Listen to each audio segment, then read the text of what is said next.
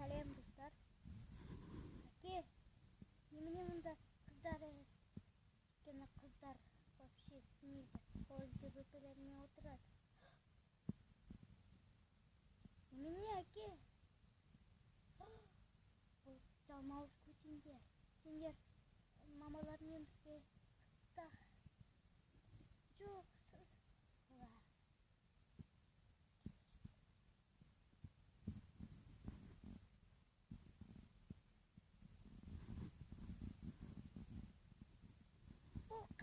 Бұқаш енді.